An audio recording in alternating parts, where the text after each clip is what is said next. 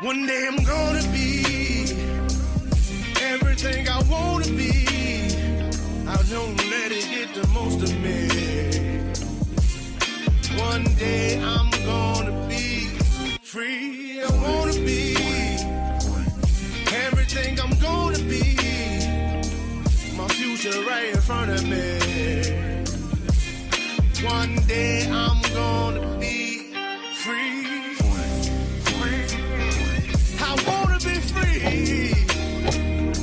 Then let me be free. From the depths of darkness, a voice emerges. A host with a fire burning in his soul. With a heart steel and a spirit unbroken. He rides on two wheels ready to claim his throne. Amidst the chaos and the thunderous roar. Insane wheels rise as a force to be reckoned with. Fueled by the power that only metal can bestow. He takes his stand, refusing to submit. Insane wheels hear its battle cry. Metal and mayhem will never die. Rituals report and paves his way. More legend in the making, day by day.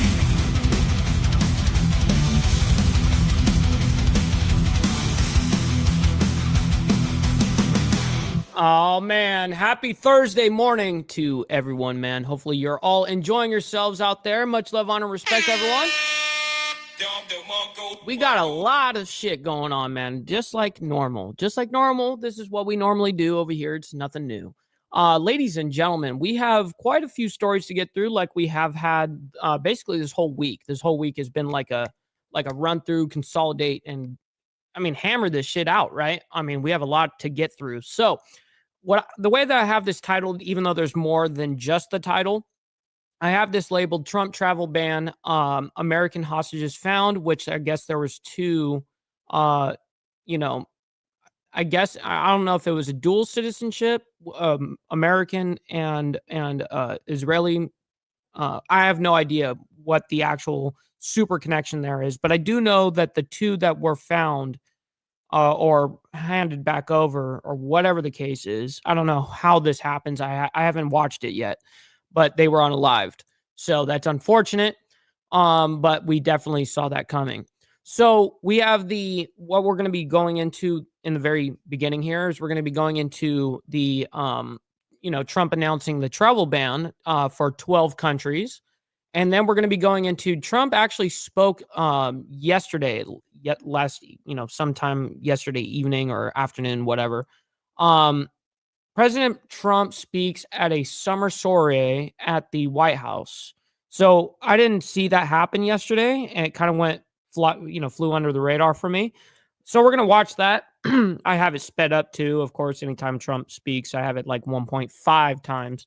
And then we're going to be going into a little bit of Russia, Ukraine. Putin tells Trump Russia will have to respond to Ukrainian strikes, which figured that was going to happen. Then we have a little update regarding the deadly shootings near the Gaza aid sites cause concern. And of course, Israel is still denying those allegations. Then we have a short segment with Hegseth, calls for NATO alliances to step up, quote, cannot rely on U.S. capabilities. Then we're going to be going into Israel. Israel recovers two bodies of two Israeli/Americans from Gaza Strip. I don't know how that happened. And then there's like this crazy thing that's happening in Philly where 20 fucking SEPTA buses catch fire. I have no idea how that happened. Sounds like an arson job. But anyways, nonetheless, that is what's going on for the freaking morning, man. So before we get into the gnarliness, man, first of all, we got Path Killer coming in this morning and dropping it like it's hot with a membership, man. So I very much appreciate him early this morning, man, getting down with it bad self. My man, Path Killer, I very much appreciate you, kind sir. I see you. So before we get into all of it, man, make sure you guys hit that like button. It's the number one, it's the #1 metric of all of YouTube. Helps out the show immensely, and it's free to do so. If you guys are new to the channel, make sure you guys hit that subscribe button because it's also free. Also, please consider becoming a member starting only at $2.99 a month. We're making sure we're not breaking the bank with anybody, man, but this is absolutely how we get to speak the way that we do. Speaking of, as we were talking about the $2.99, there he is, Path Killer, joining in, into the madness. So it's going to be a good time. And also don't forget that every Saturday morning is members only live streams. So we get down with our bad selves over there. But nonetheless, this is exactly how we get to speak the way that we do. We don't have to cater to views. We don't have to do none of that shit. It's awesome. And also, by the way, Gorilla Biscuits gifting out a membership as well, man. I very much appreciate you, kind sir. Hopefully, someone awesome got the membership, man. So, but yeah, this is how we do it, man. We don't cater to views around here. Also, little side note, make sure you guys follow my Instagram right here at BallValveTV, where I post everything behind the scenes of not only my lifestyle, but of the show, as well as Millennial Food Time, all of that good shit, man. Great way to get a hold of me one-on-one. And also, we have a Discord server if you guys want to continue the conversation after the show, of course, which we always do in there. Naomi is throwing the link into the chat. Make sure you guys join up. And also, if you guys are watching this on the replay, we have it in the description box down below of every video, man. And of course, last but not least, for the call outs this morning, you know what I mean? We have these platforms right here. I just want to say, because listen, if you want to skip that YouTube 30% brutal cut, you've got these right here. Have 100% of your money going to 100% to that content creator, your favorite content creator. You know what I mean? So I very much appreciate all of your guys' contributions and hanging out with us, your engagement, all of the great shit, man. But for the rest of you freaking pocket watchers out there, you know what I mean? For the rest of you motherfuckers out there. Maybe you need to donate some freaking money. Donate. Maybe you need to donate some freaking money. Maybe you need to donate some freaking money. Donate. Maybe you need to donate some freaking money. Donate some freaking shit. All right, ladies and gentlemen, we got all the legends up in here, man. We got brother SNS. We got brother Steve as well. We got Naomi. We got Mark, my man. Good to see you. We got Rabbit of Chaos. Good morning to all of you legends, man. We got Charles Darwin down there from down under in Australia, man. We got where it is. There it is. We got Carney's Ride, my man. Good to see you. We got Gorilla Biscuits coming in with the 2 spot saying obey, man. I very much appreciate that, kind sir. Get down with your bad self, as well as Tats coming in with the dropped membership, man. I very much appreciate you, Tats, across the pond over there in the UK. Very much appreciate you guys, both of you guys. Gotta obey. Very much appreciate you guys, man. We got brother Dean over there in Israel, man. Don't know about y'all, but I got a cold one and rolled one getting ready for the news. Yes, sir. I'm ready to go too, cuh. We're ready at all times. When it comes to left-handed tobacco, that's something that I am prepared for always. I may not be prepared in other ways, but left-handed tobacco, it's ready to go. It's ready to go at all times. And brother Todd J, my man, good to see you, man. All right, so let's go ahead and hop into this. We're going to do this chronological order here. So we have 1, 2, 3, 4, 5, 6, 7 fucking stories to run through this morning. So we're going to be going kind of as quickly as possible, but a lot of these are short, fairly short. So that's good. And we have it sped up a little bit. We do have some breaking news we want to bring to you from the Trump White House. Live picture there at the White House. Well, we are hearing from the president in a video right now, and he is, as the Associated Press is characterizing this, resurrecting the travel ban policy from his first term. Here in the president's own words, let's listen. The recent terror attack in Boulder, Colorado, has underscored the extreme dangers posed to our country by the entry of foreign nationals who are not properly vetted, as well as those who come here as temporary visitors and overstay their visas. We don't want them. In the 21st century, we've seen one terror attack after another carried out by foreign visa overstayers from dangerous places all over the world. And thanks to Biden's open door policies, today there are millions and millions of these illegals who should not be in our country. In my first term, my powerful travel restrictions were one of our most successful policies. I remember that whole travel restriction that he did on his first term, and it was highly controversial, actually. And they were a key part of preventing major foreign terror attacks on American soil. We will not let what happened in Europe happen to America. That's why on my first day back in office, I directed the Secretary of State to perform a security review of high-risk regions and make recommendations for where restrictions should be imposed. Among the national security threats their analysis considered are the large-scale presence of terrorists, failure to cooperate on visa security, inability to verify travelers' identities, inadequate record-keeping of criminal histories, and persistently high rates of illegal visa overstays, and other things. Very simply, we cannot have open migration from any country where we cannot safely and reliably vet and screen those who seek to enter the United States. That is why today I am signing a new executive order placing travel restrictions on countries including Yemen, Somalia, Haiti, Libya, and numerous others. The strength of the So he named 4 countries out of the 12. restrictions we're applying depends on the severity of the threat posed. The list is subject to revision based on whether material improvements are made, and likewise, new countries can be added as threats emerge around the world. But we will not allow people to enter our country who wish to do us harm, and nothing will stop us from keeping America safe. Thank you very much.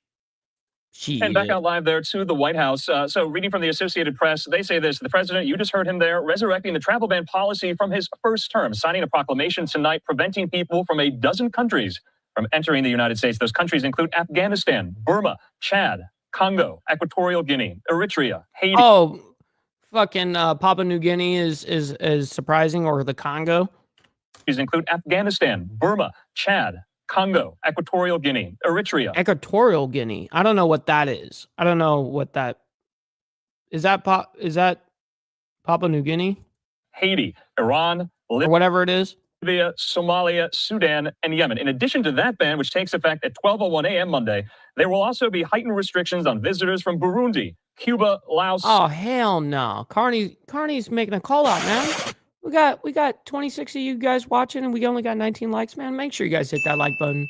I know it's a lot of work. I know, but it's free and it helps me out, man. Very much appreciate that. Sierra Leone, Togo, Turkmenistan, and Venezuela. Trump said in his proclamation, quote, "I must act to protect the national security and national interests of the United States and its people here." What's up, Frederick Frame and Extra Surprise? Good to see you guys as well in the chat and hanging out with us. So, all right. So I told you these guys, some of these stories are fairly quick, but we're going to be going into a little bit of a longer ordeal here. This is when, I guess, yesterday, Trump speaking at the White House about, speaks at a summer sorority. I don't know even how to say that. Let's see what he's got to say. Look at them all coming back now. They were way out at that. And I have it on 1.5 speed. So, because this is a longer segment, this is 14 minutes. So I'd like to be able to consolidate this a little bit. So they're coming back. They're running. Don't fall, please. Nobody. We had an administration that fell a lot, and we don't want to have that. We don't want to have any of that. Well, I'm delighted to welcome to the White House the thousands of proud American patriots, and that's what you are, you're patriots. We've never done this before. You know that, right? This is the first. They didn't do it. The previous administration wouldn't have thought of doing it. But we're going to do it for 4 more years. I don't know, maybe 8 more years. I don't know. But we love you all. You're really amazing, successful people all, and you just gave your heart and your soul. And we won every swing state. We won the popular vote by millions. We won everything you can win. And now we have a successful country. Doesn't it feel different? Different, so different. So many people say, go away, and all over the world they say it feels different. The whole world feels different. So it's an honor. It's a great honor, believe me. And we should all be happy about it because we're bringing it back like nobody would have thought possible. The event has, and I just tell you, was really the brainchild of a few of the people that happen to be in the audience. I won't bother to embarrass them by introducing them. They don't need that, but they just had this idea, and I loved it immediately upon hearing it. But this is the largest crowd so far that we can imagine to be on this lawn in many, many years. There's a big crowd. There's a lot of people. And this is all a group of people that love what we're doing. They love MAGA, Make America Great Again. And that's what we're doing. What's up, A2Z? Good to see you. So I want to thank you all. And And very Bob? particularly, you have some good food there. I know a certain place serves food. And I think you're liking it. I like it, but I think you're liking it a lot. I want to express my gratitude to just about all of my members in the cabinet who are here. They are here in great numbers. I didn't know what they were saying. They said, I'll see you tonight. I'll see you tonight. And I've been so busy between Iran, Russia, China, and every other problem that we were left that I'm saying, what the hell is happening tonight? And then I said, I'm seeing a lot of thousands of my friends tonight. But I want to thank the members of the cabinet in particular. They've been unbelievable. We have a great cabinet. You see the results every single day. Let me also give a big round of applause and welcome to our new White House interns. This is the very first day on their job. Really great. Julian Nicholas, where's Julian? I don't care about that. I want to hear about the politics and shit, man. Anywhere in the world. I went to the Middle East. We went to Qatar. What's up, Tiffany, by the way? Good morning. Saudi Arabia. We went to UAE. We went to 3 stops. We brought back $5.1 trillion. Think of that. 5.1. They ordered massive amounts of military equipment, regular equipment, 200 Boeing aircraft, and we got one for free for the nation. You've been hearing that. The United States Air Force got one for free. I say, I'd like one because we need it as Air Force One until the other ones are done. And they said, we would be pleased to give you. So they gave us a Boeing 747 for the United States Air Force. And it's just incredible. The press picked it up and they said, he got a plane. I didn't get a plane. They got a plane. But that's the way it is. You're going to get to know as you deal with the fake news. And then eventually you'll get to love them. Maybe. I doubt it. Actually, I doubt it. Shit. Oh, shit. Oh, shit. The cap. But I want to just tell you some of the numbers that just came out. Rasmussen, a majority of Americans now believe our country is on the right track for the first time in 28 years. Think of that. First time in 28 years. That's something. And think of the achievement. We did that in 4 months. You know, we haven't been here long, 4 months. And No, Dean, you're definitely stoned. You got a mixture of being stoned and got a little Adderall going on there. You know what I mean? It's a little messed up, you know, shit. Oh, shit. Oh, shit. Now I got it sped up because this is a long segment. It's like 14 and a half minutes. So I have him and Trump speaks kind of slow. So I have him on 1.5 playback speed. So I have him speaking quick. we're going to do a lot better than that. But who would think that for 28 years? What's up, Brother Blair? Because I know one thing, that 4 years ago, during our term, we were on the right track. We were doing a great job. And we had one of the most successful, that was one of the most successful terms ever. Then we had a little problem where they rigged an election, and then we came back. And this is bigger, better, stronger than ever before. This one is far bigger than it would have been. This is really something what's happened. We've created over 500,000 new jobs in a short period of time, secured nearly $15 trillion, new dollars, new investments that are going into our country. And if you notice, the inflation report came out this morning. We're at about 2% inflation. Can you believe it? And very importantly, because the people were devastated, the last administration, in my opinion, the most unsuccessful administration maybe in the history of our country. What's up, STMC? What's up, Prez? How you doing, man? Hopefully you're enjoying your morning so far. Grocery prices went through the roof. Well, grocery prices now are down. You remember they were talking about eggs. Wait, real quick. I got to do a little halt. I got my man Fester up in the building saying good morning, BV and the Breakfast Club. Hope you all have a great day. Left-handed tobacco is a must this morning. Absolutely, I agree with this, by the way. W comment. Mm-hmm. Oh, man, it's out of gas, huh?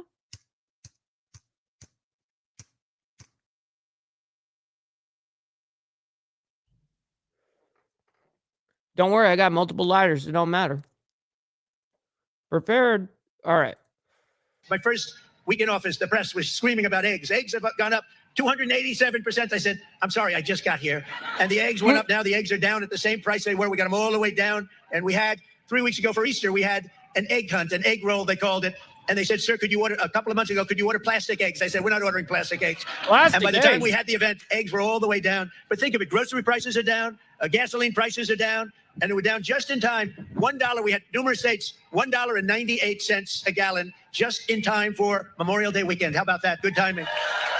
You know, this all inures to you because you're all with us. This is a family. This is really a family. So when I do good, you do good. When we do good, we do good together. That's the way I want it. Incomes are soaring, and in April, we achieved the largest drop in consumer prices, the largest increase in consumer confidence. What's up, wild card? Both of them in many, many years. In one case, we've never had such a drop. It's never been like this. We've never had this kind of success.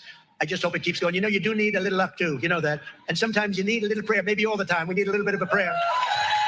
But we're going to keep it going. In a single month, we also cut the trade deficit. We're on a hope and a prayer. Shit. Oh, shit. Half, by 50%. You believe that one? You don't hear that too much on the news. They don't like to tell you those things. In a matter of weeks, we slashed the number of illegal border crossings released into the United States down to practically nothing. 3 people got in. 3.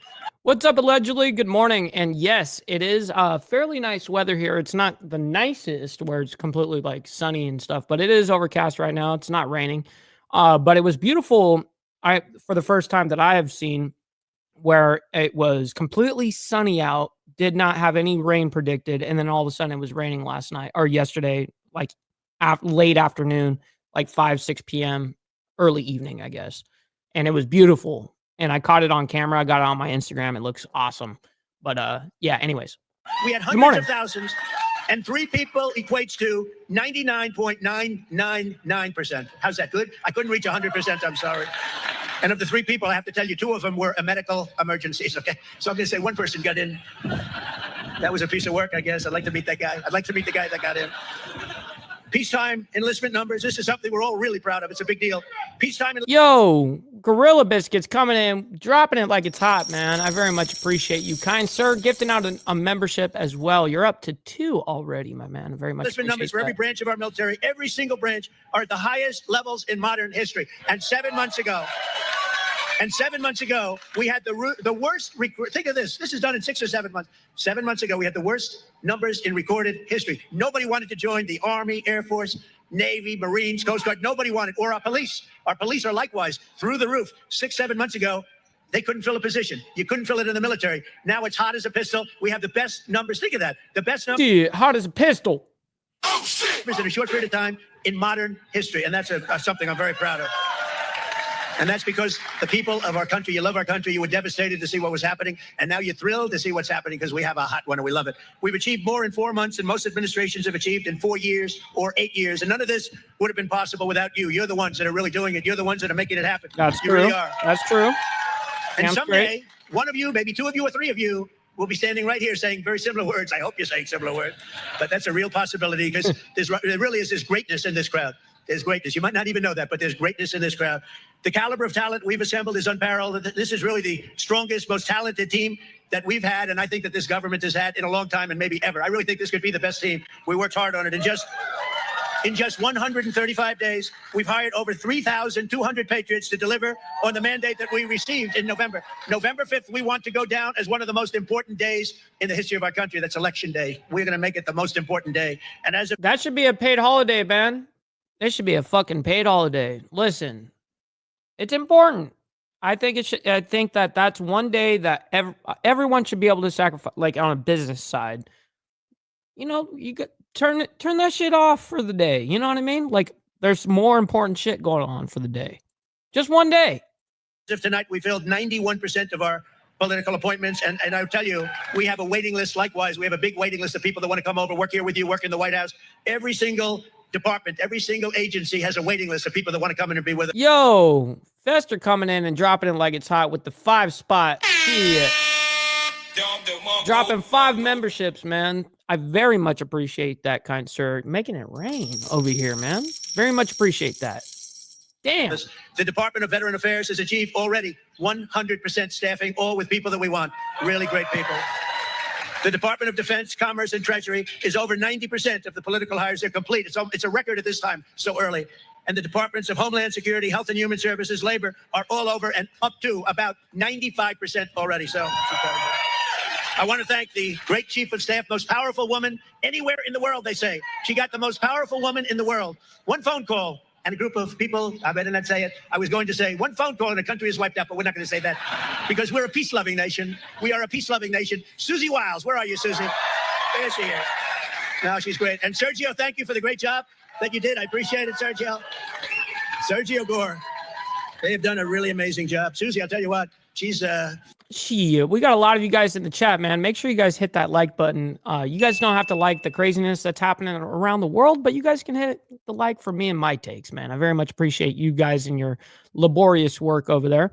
And we got Papa Penguin dropping it like it's fucking hot as well with another 5 spot.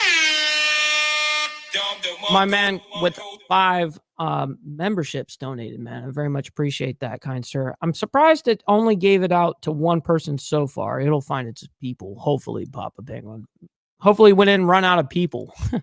But I very much appreciate that, Papa. Thank you for the contribution to the channel. First woman chief of staff in the We're history almost of our done with country. this And I'm segment. surprised they have that. And I watch those men, and she watches over them, and if they get a little bit out of line, they may be big shots, defense. They may be at commerce. They may be the biggest.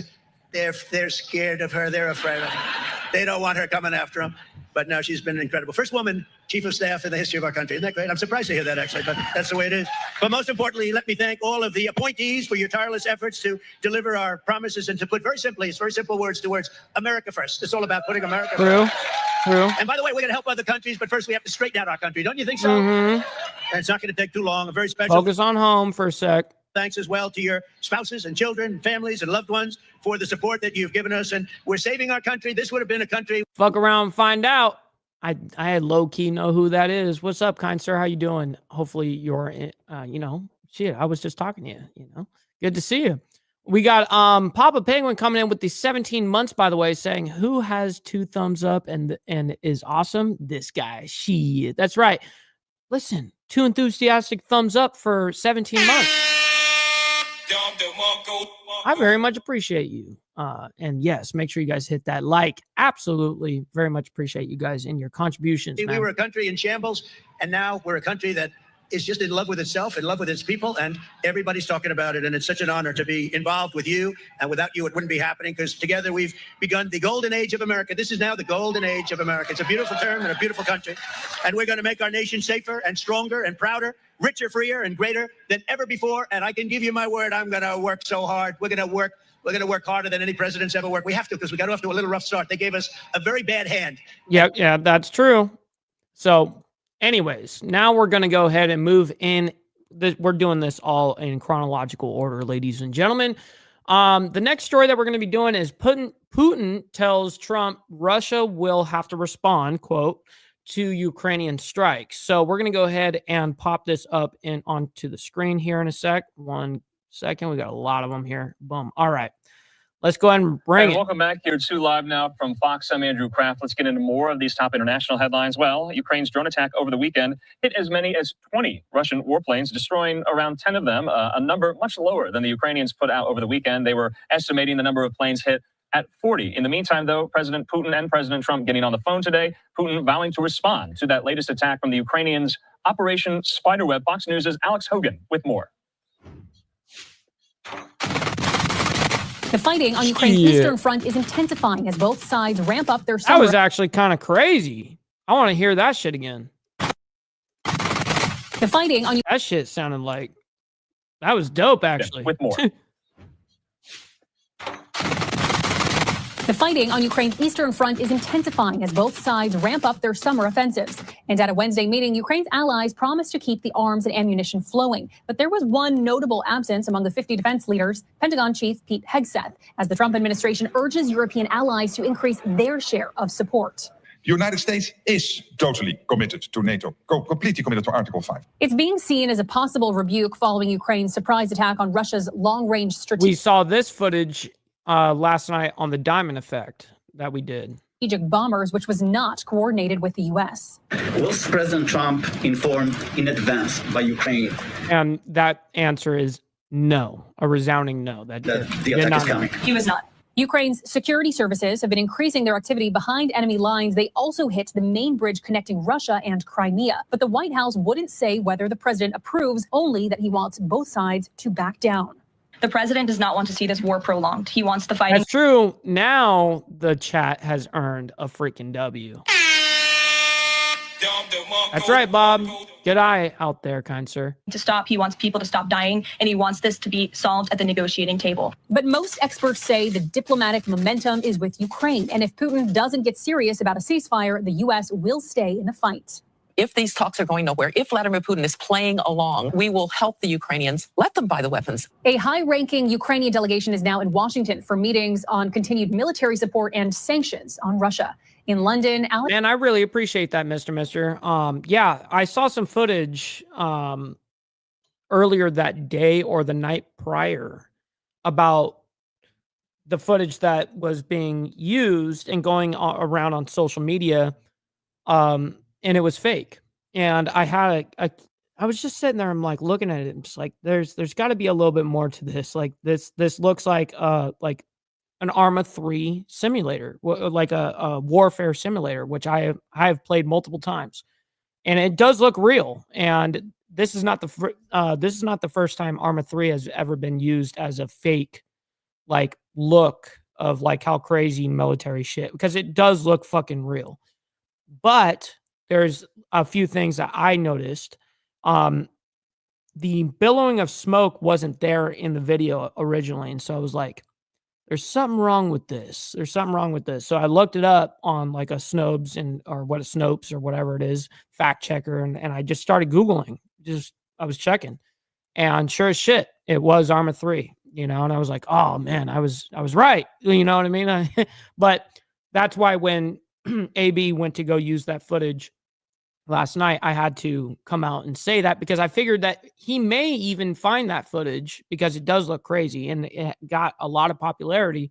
I was like, if he happens to bring this up, which he did, I have the actual proof on that. But anyways, that was the one and only fake clip that there was. But everyone got duped on that at first. Alex Hogan, Fox News. Fox News. Alex, thanks so much. In the meantime, here, let's bring into the conversation the editor-in-chief of the Washington Examiner, Hugo Gordon. He joins me. Hugo, so good to see you here. I know you've been following this extremely closely. I just want to highlight first, though, this report in Reuters today. Ukraine hit fewer Russian planes than it estimated, according to U.S. officials, and that the drone attack over the weekend hit as many as 20, destroying around 10 of them, according to 2 U.S. officials, a figure that is about half of the number, Hugo, estimated by Ukrainian leaders, including Volodymyr Zelensky. I've been seeing a lot in the reports about this. I appreciate that, kind sir. Yeah, it's just, I've played I play a lot of video games, you know what I mean? I have played a lot all the way leading up to this point. So, and I know what certain things look like. I'm like, I know that's Arma 3. You know what I mean? Like, I know there's something wrong with this shit. It's being characterized as Russia's Pearl Harbor. Is that hyperbolic or an apt description, do you think? Well, I think it's probably hyperbolic, particularly given the fact that the numbers are now about half what were originally estimated. It was nevertheless an extraordinary surprise attack, and daring, took a lot of planning. It was actually that whole Operation Spiderweb, or whatever they're calling it. Yeah, I believe it is something like that. Anyways, whatever, the operation that Ukraine just conducted with their drones and shit, that shit was Spiderweb. Yeah. That operation was, it reminded me of a certain star state that had pagers blow up. I was like, man, this is some brilliant shit. I was like sitting there going, holy fuck. Now, who came up to come up with this idea type shit? I mean, Ukraine didn't do it by themselves. But nonetheless, I was like, wow, that is very coordinated and very smart. And it's to me, I'm intrigued by it because I'm like, wow, how do you beat that? Like, that's some crazy ass fucking warfare, man. It was very, very skillfully done, and it attacked targets, thousands of miles away, further east on the Mongolian-Russian border, amongst other places. It was psychologically an extremely sharp and effective attack because it really underlined the fact that Ukraine has been inventive in the use of drones. It has really adapted them, and we are seeing drones emerge as the new weapon of war. And as I wrote in a piece, actually just the last couple of days, we've always been talking about the Russian war machine, but in fact, it's being displaced to a great extent by the new war machine, which is... Shit, we got Mount High up in the building, as well as chairman of the board. Thank you, gentlemen, for hanging out with us this morning. We got a left-handed tobacco joint ready to go, so we're getting down with our bad selves. Drones, and this has been going on for a couple of years with the sinking of the Russian fleet in the Baltic, et cetera, et cetera. So, not to mention, also you saw there in Alex Hogan's report, the explosion of a piece of the Kerch Strait Bridge there in Crimea as well. Yet another, to your point, psychological blow, especially for Putin, who has touted the construction of that time and time again here. Putin says on the phone to President Trump, yeah, he's going to respond to this. He's going to retaliate. How is that retaliation going to be any different from what Ukrainian cities have been dealing with for days on end? Yeah, I think that's a really good point. I don't think it can be. I mean, perhaps they'll come up with something new, but the Russians have been doing what they can again and again, and they've been actually, delivering missile attacks on civilians. It's difficult to see that they would suddenly find something devastatingly new. It's perfectly clear, and the Ukrainians must have known this, clearly did know this before they launched the attack, that there would be reprisals. And so they knew that was happening. But one of the things that they have been trying to do, both sides, is to improve their position at the talks. What has been plain for the last several weeks, perhaps more than a month, is that President Putin has... Yo, Dean, you got to love the English language, homie. You just got to love it. ...been playing along, trying to get to stall, to talk it out. There was talk a week ago about a prisoner exchange with the United States, trying to warm things up between the United States and himself and string it along, and so he could get a better position. I think that what this attack does is make it plain that he won't necessarily get a better position. He might get a worse position if he strings it along. Okay, Hugo, I just have to ask, I mean, the question is, I think on so many of our minds, when is Putin going to budge here? All right, you have Pope Leo XIV. He also spoke to Putin on the phone today. That is very fucking true, and I hate that shit, Steve. President Trump as well. And Trump essentially acknowledged in that post on Truth Social, there's not going to be any immediate peace. This dovetails with the report today that Defense Secretary Pete Hegseth will not attend a meeting today of 50 defense ministers at NATO headquarters in Brussels. That's been critical to coordinating military aid for Ukraine. The Pentagon citing a scheduling conflict here. Yo, cut to the chase, my man. Good morning. Should we read anything into that, the fact that he's not going to be there? I mean, the United States under previous... And Brother Beezer. I'm sorry for pausing, but good morning to the family. Got to say good morning and what's up. Defense Secretary Lloyd Austin set this whole contact group up. I believe it's now in the hands of Germany and the UK. Hegseth not going. What does that signal? It's a signal of a continued lack of full-bore push by the Trump administration. It has been clear that President Trump has not wanted to go the full distance on this. We at the Washington Examiner have been advocating, as have others. What? You don't appreciate our nomenclature over here, Dean? Come on, man. It's not the cap. Shit. Emotional damage. That the secondary sanctions be imposed on those who From are Bumblebee. buying Russian oil, notably China and India. This would very swiftly hit the Russian economy. The thing about Putin is not going to come to the negotiating table unless he feels that he has to.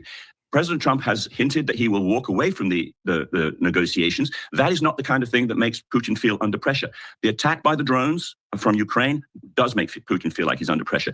Secondary sanctions to cripple the Russian economy and I mean, to an extent, it was a third of their their Air Force or whatever. That is a big hit, but I don't think that they're looking at that like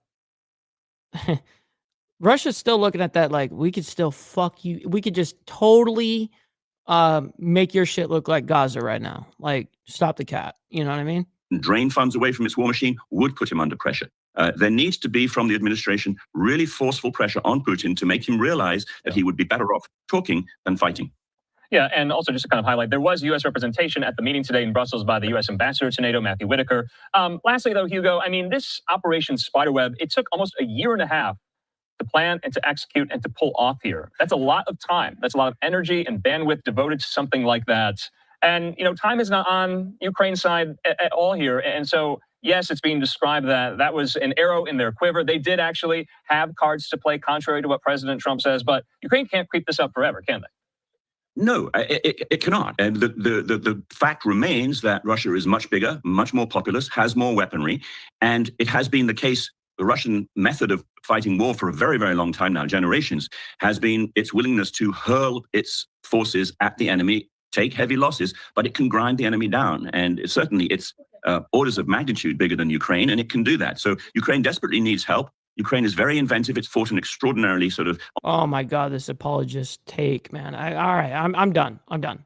All right, we're going to be moving on into a... What I want to do is actually this short little segment. I'm going to go a little bit out of order here. Only by a little tiny bit. So this was 4 hours ago. And Hegseth calls for NATO alliances to step up, quote, cannot rely on U.S. capabilities. I'm glad that he's making that point. This a quick Good morning. segment. I really want to welcome Pete Hegseth here at NATO again. You were here in February. You were very clear about the agenda you and President Trump are driving.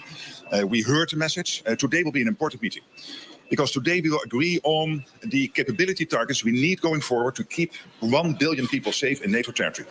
From this, we will decide at the NATO summit to the spending. And we already know we need to spend much, much more if we want to fulfill all these targets. And by the way, by doing that, we will also equalize in terms of spending between Canada and Europe and the United States. There has been a total commitment by the US to NATO, but also this expectation that European and Canadian allies will step up spending, and I'm pretty confident we will get there at the summit. I also want to thank you and the President for what you are doing with Ukraine, driving the peace, engaging with President Putin, breaking the deadlock. And I think that is extremely important, and also today we will discuss Ukraine. So, Pete, thank you for being here. Thank you for your leadership, and thank you for being such a staunch ally. Well, I appreciate it. I want to thank the Secretary General for doing a fantastic job here. Not an easy place to lead. A lot of divergent perspectives, but everybody shares an understanding and a commitment. Nah, don't suck up to fucking the NATO chief, dude. I'm going to be honest. Let's disband fucking NATO, the UN. Like, let's disband all of this shit. Fuck all this bullshit. They're all garbage organizations, all garbage. And you know what? They only take from us. That's it. I mean, we don't really see any fucking actual benefit from this shit. The truth is if NATO needs to, if it's still going to be a thing, it needs to be reformed at this point. We have different issues than we did when NATO was created. It's a totally different geopolitical atmosphere. So I don't understand why we're like, I don't know, man. I just think that it's all bullshit. Anyways, hit that like button, everybody. To our collective defense. So well done. We appreciate you. Thank you for coming to visit the White House, for being a friend of the United States.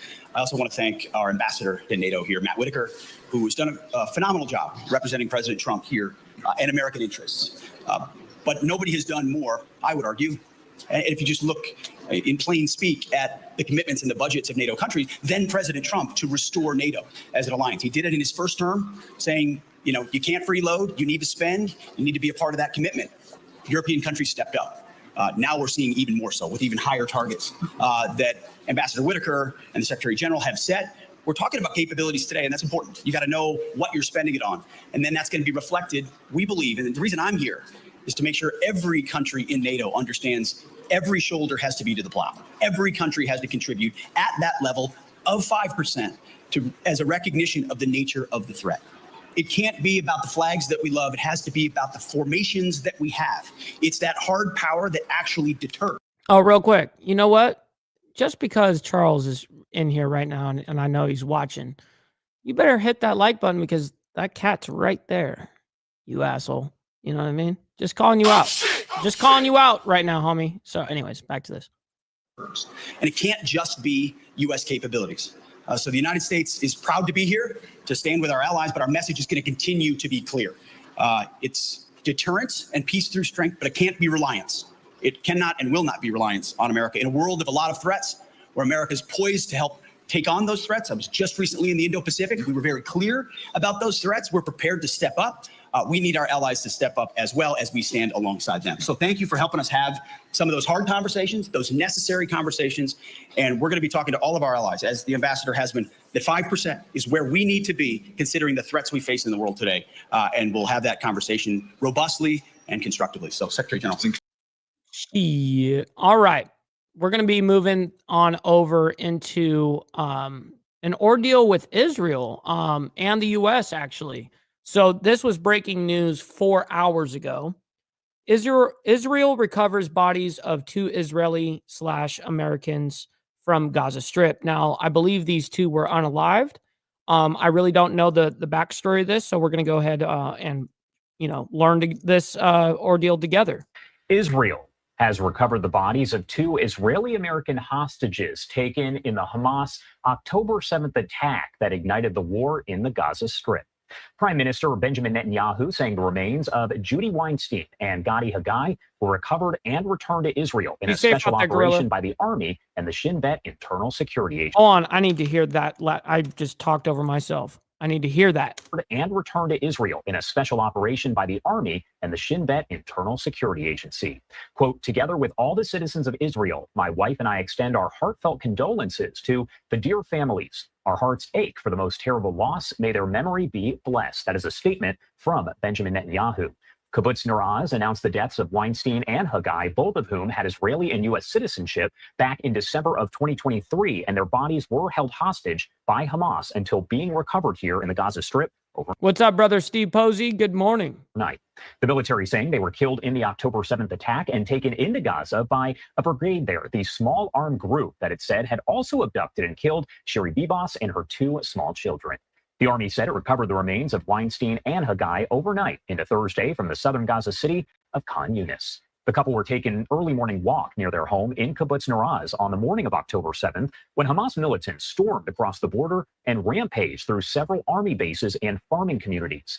In the early hours of that morning, Weinstein was able to call emergency services and let them know that both she and her husband had been shot and send a message to her family. Weinstein was born in New York and taught English to children with special needs at Kibbutz Nir Oz, a small community right there near the Gaza border.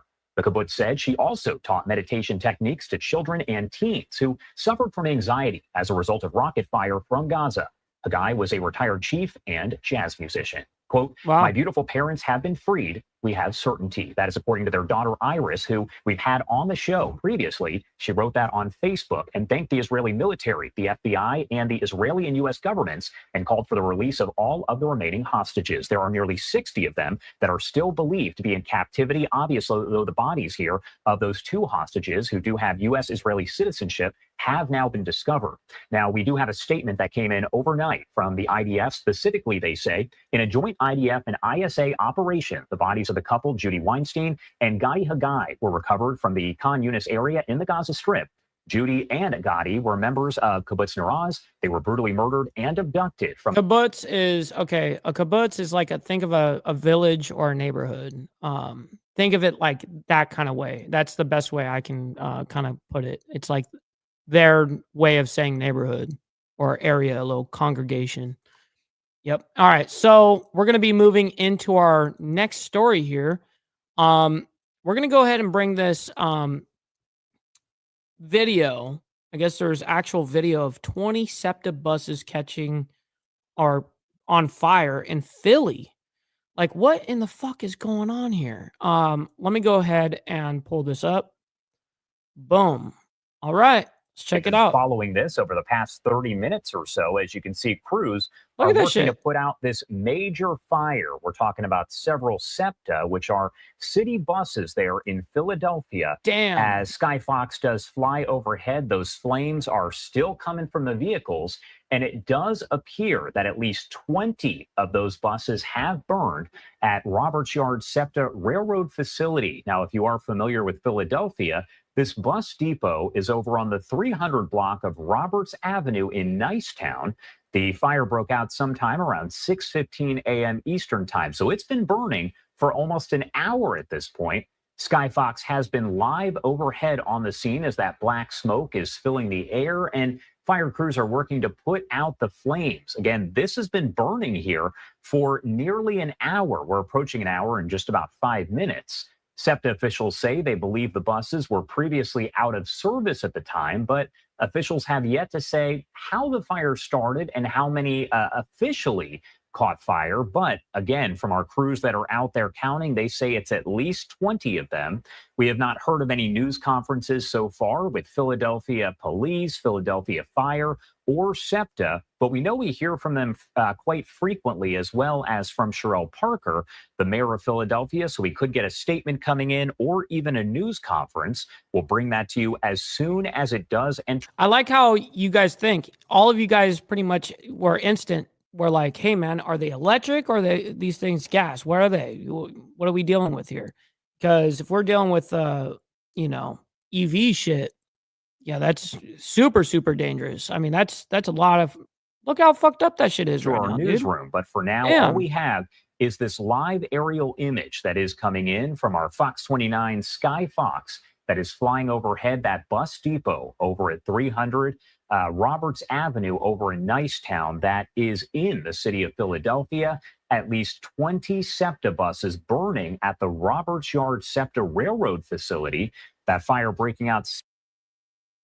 So right now you can see there is the fire department just pulled up. You got, I think that's 3 trucks right here on the right side, and I believe 2 on this side on the left. They're squirting water just finally into it. 6:15 a.m. Eastern time, just about an hour ago. Black smoke still filling the air, but also flames shooting from those buses. As you can see, they are very, very close together, so that's creating an issue for crews. As you can imagine, the fire is spreading fairly quickly from one bus to another. Now, the investigation is going to get underway, but all of this in flux as it is just starting. We are only an hour into this situation. As far as how the fire started, that is something that crews will look into. We know that. Yes, that's correct, Charles. SEPTA, SEPTA buses. Yep.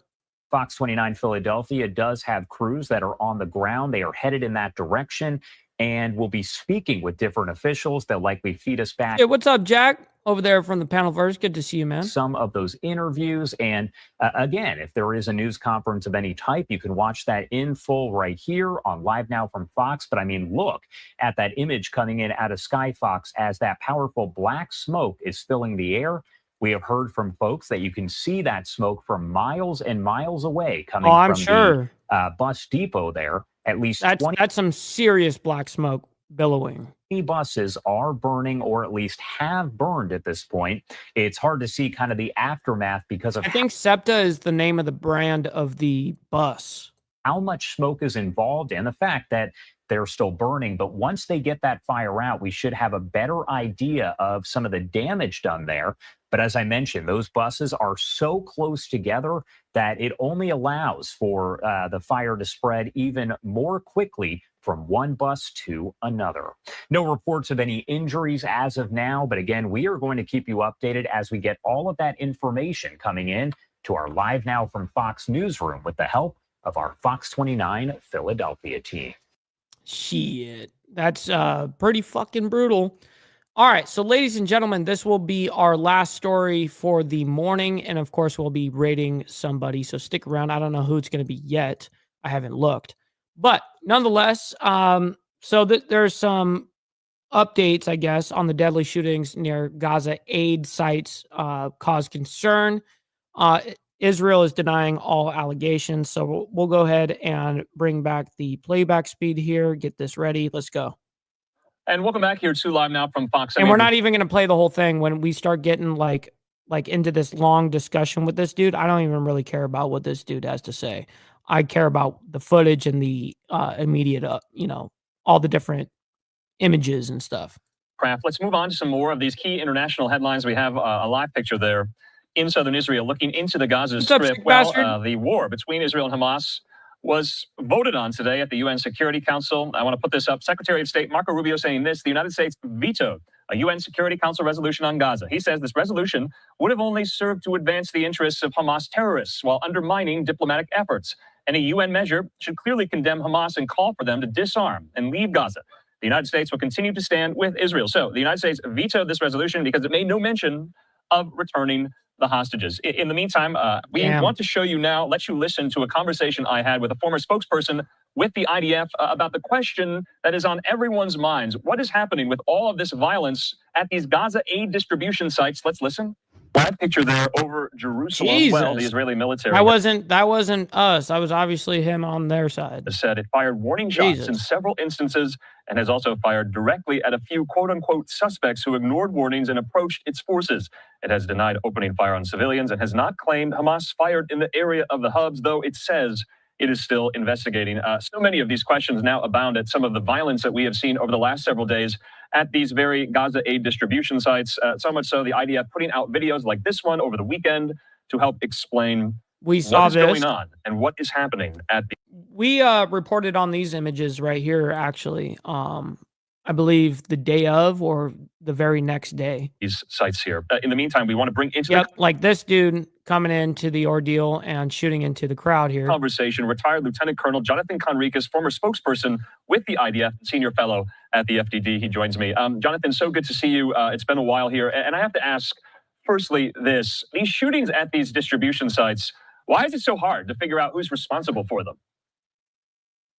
Yeah, it is hard, and that is frustrating. First of all, hello, and thank you for having me on again. It's been a while. Oh, shit. Man, I am a fucking asshole. Damn it.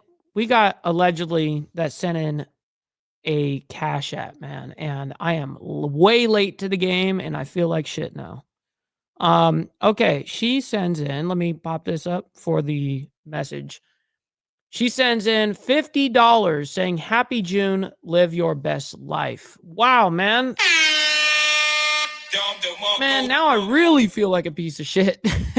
But allegedly, thank you very much for the humongous donation there. I very much appreciate that. And thank you for the kind contributions to the channel, sincerely. It is hard, and it's frustrating that we can't get quick and clear answers and have clarity about the situation. What's up, Dean? And usually in times of ambiguity and war, many times... No, that wasn't an IDF guy shooting into the crowd. No. That wasn't... That's not the... It's not the IDF. It was actually Hamas doing it. But anyways. MC is ambiguous and dynamic. I usually ask myself, who stands to gain from a certain outcome and from a certain situation? And that usually helps me assess who is behind it and what really is happening. And most times, that appears to be true after the fact. What I think is happening now is that Hamas is under pressure. For the first time in more than 600 days, there is an alternate, working, dignified supply method of aid provided to civilians in Gaza, which doesn't go through the hands of Hamas or any of its front organizations like UNRWA. And that is a source of concern for Hamas, because controlling the delivery of food means controlling the population. Not controlling the delivery of food means that Hamas, every day that goes by, is losing its grip on the... Well, of course.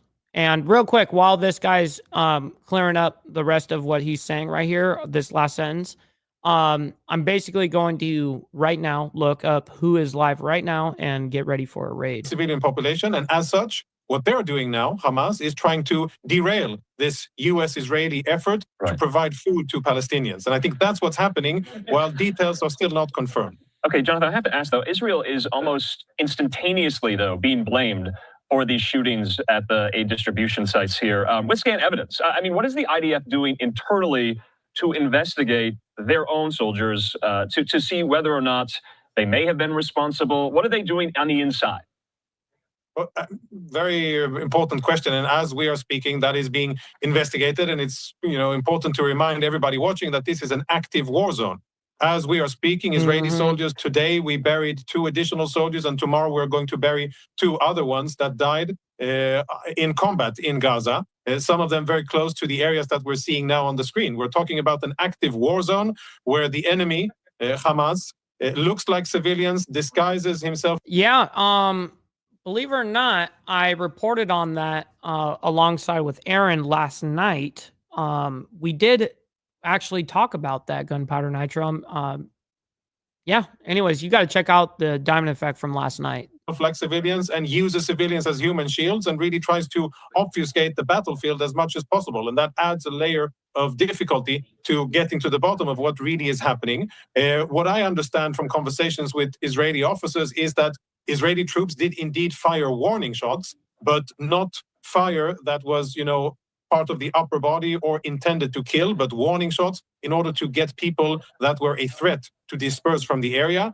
I think it's not likely that warning shots caused a significant amount of casualties on the ground. Okay. But at this stage, I am careful not to make any, sharp determinations. I'm still waiting for final say from the IDF.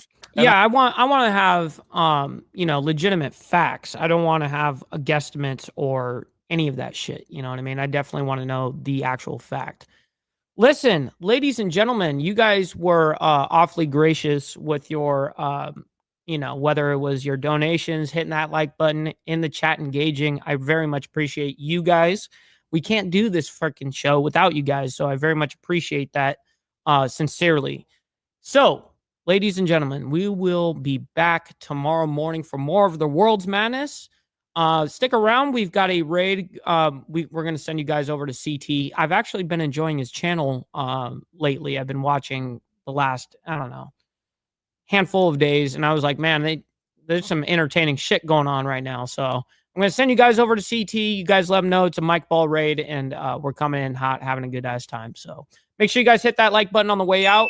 I very much appreciate you guys as well. It helps out the show immensely. Also, follow my Instagram right here at BallValveTV, where I post everything behind the scenes of not only my lifestyle, but of the show and Millennial Food Time, man. So I very much appreciate every single one of you guys. Until tomorrow morning for more of the World's Madness, much love, honor, and respect to everybody, and God bless. Much love. From the depths of darkness, a voice emerges, a host with a fire burning in his soul.